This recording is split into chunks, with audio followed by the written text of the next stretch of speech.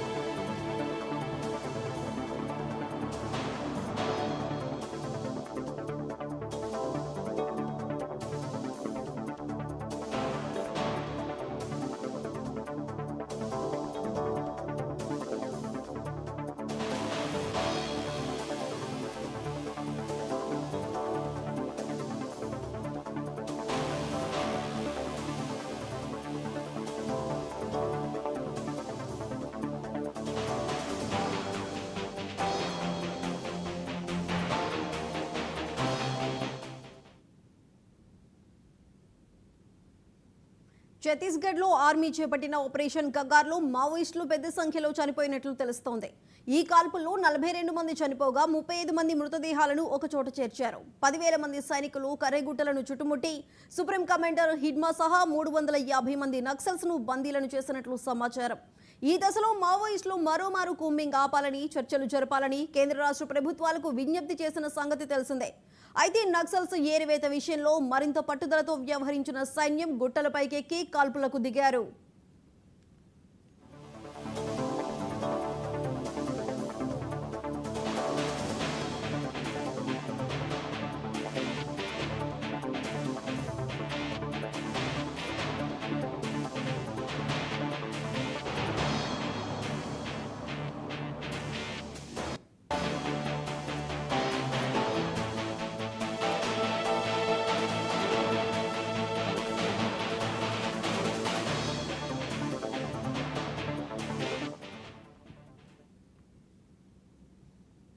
ఛత్తీస్గఢ్లో ఆర్మీ చేపట్టిన ఆపరేషన్ కగార్లో మావోయిస్టులు పెద్ద సంఖ్యలో చనిపోయినట్లు తెలుస్తోంది. ఈ కాల్పుల్లో 42 మంది చనిపోగా 35 మంది మృతదేహాలను ఒకచోట చేర్చారు. 10,000 మంది సైనికులు కర్రెగుట్టలను చుట్టుముట్టి సుప్రీం కమాండర్ హిడ్మా సహా 350 మంది నక్సల్స్ను బందీలను చేసినట్లు సమాచారం.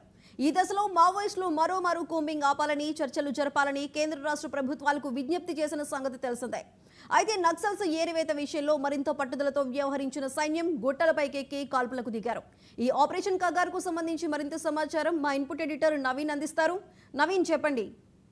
ఆపరేషన్ కగర్ లో భాగంగా ఇప్పటికే 2,000 పైగా కూడా పోలీసులు ఇటు ఛత్తీస్గఢ్ తో పాటు తెలంగాణ సరిహద్దులో ఉన్నటువంటి కరెగుట్టల్లో కూంబింగ్ కూడా చేపట్టడం జరుగుతుంది. దాదాపు 4 రోజుల నుంచి ఈ యొక్క కూంబింగ్ ఆపరేషన్ కూడా కొనసాగుతుంది. అయితే నిన్న జరిగినటువంటి కాల్పుల్లో మాత్రం దాదాపు ఇప్పటికే 30కి పైగా అక్కడ ఉన్నటువంటి మావోయిస్టులు కూడా చనిపోయినట్టు కూడా తెలుస్తుంది. ఇంకా అఫీషియల్ గా ఇంకా ప్రకటించాల్సినటువంటి అవకాశాలు ఉన్నాయి. కొన్ని మృతదేహాలు కూడా లభించినట్టు కూడా తెలుస్తుంది. మిగతా కొన్ని మృతదేహాలు అక్కడి నుంచి కిందికి గుట్టలపై నుంచి కూడా కిందికి తీసుకొచ్చేటువంటి ఆ ప్రయత్నాలు కూడా కొనసాగుతున్నటువంటి పరిస్థితి నెలకొంది. ఎందుకంటే ముఖ్యంగా ఇటు మావోయిస్టులకు సంబంధించిన విషయం చూసుకుంటే ఇప్పటికే కేంద్ర ప్రభుత్వం ఆపరేషన్ ఖగర్ అని కూడా తీసుకోవడం జరిగింది. ఖచ్చితంగా మావోయిస్టులు లొంగిపోవాలి అనే విధంగా కూడా అనేక సార్లు పిలుపు కూడా ఇచ్చినటువంటి పరిస్థితి నెలకొంది. కానీ రీసెంట్ గా ఒక లేఖ బయటపడిన తర్వాత ఇటు భద్రతా బలగాలు కూడా చాలా వరకు దీన్ని ప్రెస్టేజ్ గా కూడా తీసుకోవడం జరిగింది. ముఖ్యంగా ఆ ఛత్తీస్గఢ్ తెలంగాణ సరిహద్దులో ఉన్నటువంటి కర్రెగుట్టల్లో అక్కడ ఆ చుట్టుపక్కల ప్రాంతాల్లో ఉన్నటువంటి ఆదివాసులు ఎవరు కూడా ఆ పైకి రావద్దు, ఎందుకంటే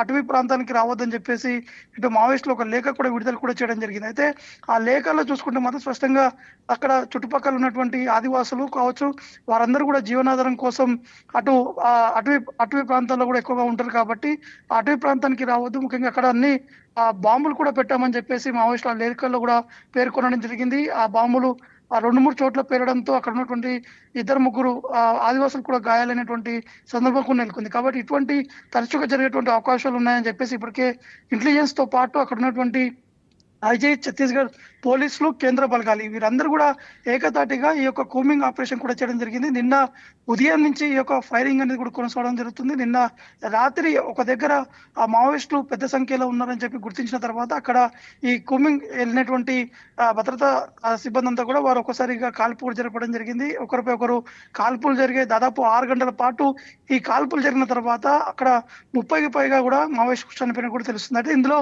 కీలకంగా హిడ్మా టార్గెట్ గా ఇటు ఫోర్స్ అంతా కూడా వారిపైనే ఫోకస్ కూడా పెట్టడం జరిగింది. ఎందుకంటే హిడ్మా రోల్ అనేది చాలా కీలకంగా ఉంటుంది. హిడ్మా వ్యవహరిస్తున్నటువంటి శైలి కావచ్చు, హిడ్మా టార్గెట్ వేస్తే ఖచ్చితంగా వారిని హతం చేసేటువంటి వ్యక్తి కాబట్టి ఖచ్చితంగా హిడ్మాపై ఇప్పటికే రివార్డ్ కూడా ఉండడం జరిగింది. వచ్చి లొంగిపోవాలని చెప్పేసి అనేక సందర్భాల్లో పోలీసులు కూడా చెప్పడం జరిగింది. కానీ హిడ్మా లొంగిపోలేదు. కానీ అక్కడనే ఎక్కువగా ఈ టీమ్స్ కావచ్చు, అక్కడ ఛత్తీస్గఢ్ తెలంగాణ సరిహద్దులో ఉన్నటువంటి అక్కడ ఉన్నటువంటి అనేక మందిపై కూడా కొంత ఇతర విధంగా కూడా అతను కొన్ని ఆరోపణలతో పాటు హింసాత్మకమైనటువంటి ప్రయత్నాలు కూడా చేశారని చెప్పేసి పోలీసులు గుర్తించిన నేపథ్యంలో ఈ పెద్ద ఎత్తున ఈ కూమింగ్ ఆపరేషన్ అనేది కూడా ఇంకా కొనసాగుతున్నటువంటి పరిస్థితులు నెలకొన్నాయి. Right Naveen, thank you.